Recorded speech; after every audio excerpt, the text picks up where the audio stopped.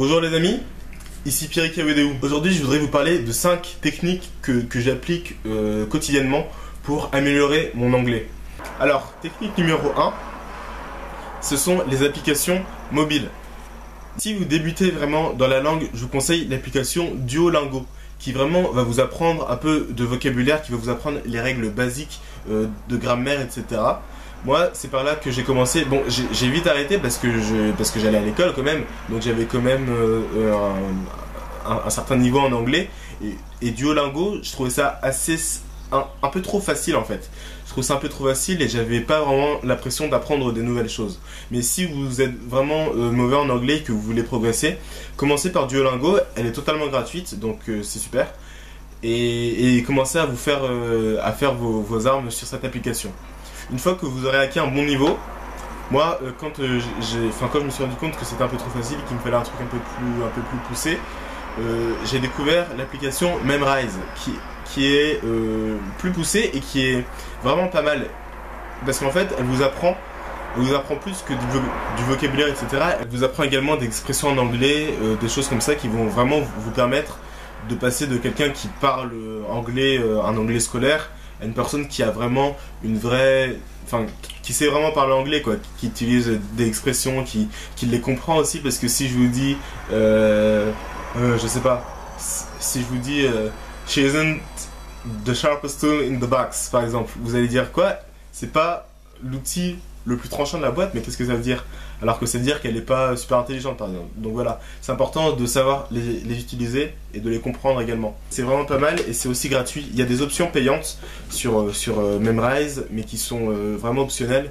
Et moi, j'ai le truc gratuit et je trouve ça déjà très bien. Et en plus, c'est pas très cher, c'est genre 47 € par an. Donc voilà, c'est pas non plus l'investissement du siècle. Troisième application que j'ai hésité à vous dire ou pas, c'est Mosalingua. J'ai hésité parce que je ne l'ai pas testé moi-même, mais j'ai entendu beaucoup de gens sur internet ou dans la vraie vie me dire que c'était une très bonne application. Donc voilà, je vous en dis pas plus. À ce qui paraît, elle est vraiment géniale. Donc allez voir. Moi personnellement, je ne l'ai pas essayé parce que c'est payant et je suis extrêmement radin. Voilà, je suis extrêmement avare. Je ne donne jamais rien aux clochards. J'essaie même de leur voler leurs pièces, c'est pour vous dire. Donc voilà.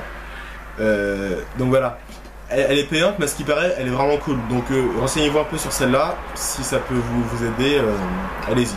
Deuxième technique que j'utilise souvent, c'est d'avoir un environnement anglais. C'est-à-dire que sur YouTube, par exemple, je suis abonné à beaucoup de chaînes. Je suis abonné à beaucoup de chaînes anglophones. Et tous les jours, du coup, je regarde des gens qui parlent anglais. Je suis toujours, et je regarde beaucoup de vidéos YouTube, donc je passe vraiment beaucoup de temps à écouter des gens qui parlent anglais. Mais si, par exemple, votre truc c'est plutôt les séries, etc., je pense que vous regardez déjà pas mal de séries en anglais sous-titré, ce qui est déjà pas mal. Mais vraiment, essayez d'enlever les sous-titres et de vous forcer, même si vous comprenez pas tout, forcez-vous à regarder les séries et les films en anglais, sans sous-titres. Vous allez vous rendre compte, premièrement, que vous connaissez, que vous comprenez certainement mieux l'anglais que ce que vous pensez. Vous allez voir que vous allez comprendre beaucoup de choses, alors que vous auriez peut-être pensé en comprendre moins. Et en plus, vous allez vraiment assimiler plus vite, parce que vous serez beaucoup plus attentif à ce que vous entendez. Vous serez moins concentré à lire en français. Et du coup, voilà, ça peut vraiment vous aider. Il y a aussi une application mobile qui s'appelle Black Pills,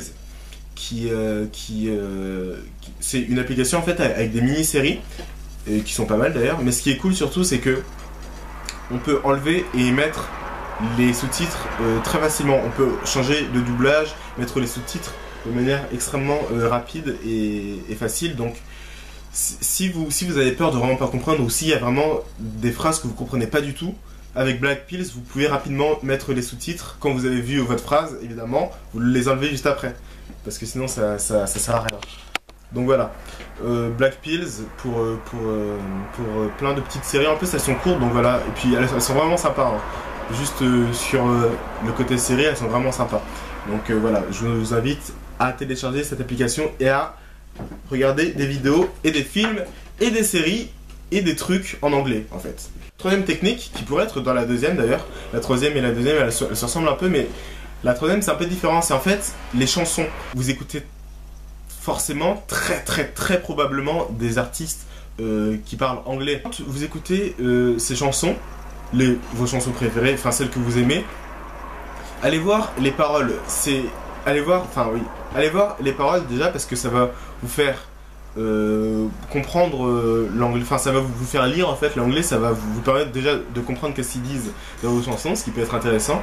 Enfin, ça dépend de ce que vous écoutez, mais il y a des paroles qui sont intéressantes quand même. Vous allez en plus devoir lire de l'anglais, ce qui va vous permettre d'apprendre de nouveaux mots, etc. Et en plus, dans les chansons, c'est pas de l'anglais comme on apprend à l'école, c'est de l'anglais... Enfin, oui, après, ça dépend vraiment de vos styles de chansons. Moi, par exemple, je suis un grand fan de Kanye West, donc vous vous doutez bien que Kanye West, c'est pas de l'anglais comme on l'apprend au lycée et au collège. Et aussi, il faut aussi chanter avec les paroles, parce que ça va vous aider à prononcer les mots, ça va vous aider à parler anglais, et comme je l'ai dit en début de vidéo, c'est aussi important de parler que de comprendre une langue. Donc voilà, c'est très important. Donc n'hésitez pas à chanter, etc. Moi, je vous avoue, voilà, quand je suis seul chez moi, je chante à tue-tête du rap américain, etc. Et ça m'aide beaucoup à m'accoutumer en fait à la prononciation anglaise. Quatrième astuce, c'est les livres. Lire Harry Potter, à ce qui paraît, c'est génial pour apprendre l'anglais. Je sais pas, j'aime pas du tout Harry Potter.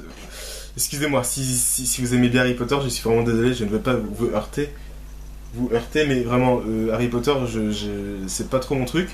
Du coup, voilà, j'ai jamais lu Harry Potter, mais je lis d'autres livres en anglais. Et c'est vrai que c'est pas mal parce que vraiment vous allez comme pour les chansons en fait, vous allez apprendre beaucoup de vocabulaire, vous allez voir comment est-ce que les phrases dans les livres surtout, vous allez vraiment voir comment est-ce que les phrases elles sont faites, vous allez vraiment voir comment s'exprimer en fait en anglais de manière correcte. Donc voilà, lire des livres c'est intéressant déjà et ça peut vraiment vous aider à progresser en anglais. Moi je les lis sur ma tablette Kindle. Et sur cette tablette, bon je vais pas vous montrer là parce que faudrait que je cherche machin, mais sur la tablette Kindle il y a une application qui s'appelle Wordwise qui est vraiment pas mal. Parce qu'en fait, quand vous lisez des livres en anglais, pour les mots compliqués, il y a automatiquement une définition en anglais aussi du mot. Donc ça vous aide à comprendre, et c'est pas une traduction, c'est ça qui est cool, c'est que ça va vous aider à comprendre avec d'autres mots anglais, donc vous restez toujours dans l'anglais et vous allez apprendre comme ça de nouveaux mots, du vocabulaire, et comme j'ai dit, la grammaire, la construction des phrases, etc. vous sera beaucoup plus familière. Cinquième truc qui peut vous aider à apprendre l'anglais, ça par contre, je vous avoue, je n'applique pas au quotidien dans ma vie parce que je vis en France, mais c'est évidemment de voyager pour des longues périodes. Si vous avez l'occasion de faire un voyage pendant genre 1 an ou 3 mois comme ça dans un autre pays, franchement faites-le parce que c'est vraiment une opportunité géniale de vous perfectionner déjà dans la langue. Puis déjà un voyage comme ça c'est un voyage inoubliable, peu importe ce que vous allez faire, vous n'allez jamais l'oublier, vous vous souviendrez toute votre vie de ce voyage qui va forcément vous marquer, vous allez voir plein de trucs. Et en plus, pour rester sur le côté apprendre l'anglais, si vous allez dans un pays anglophone, vous allez évidemment progresser de manière totalement fulgurante parce que vous allez être en permanence entouré partout de choses qui ne sont que en anglais. Donc vous vous doutez bien que pour progresser, être vraiment plongé comme ça dans une langue, ça ne peut que être bénéfique. Voilà les amis, c'était les 5 techniques, enfin 4 techniques que j'utilise très fréquemment et la 5e que j'aimerais beaucoup d'ailleurs, mais qui est un peu plus compliquée, je comprends bien, c'était un peu une technique bonus.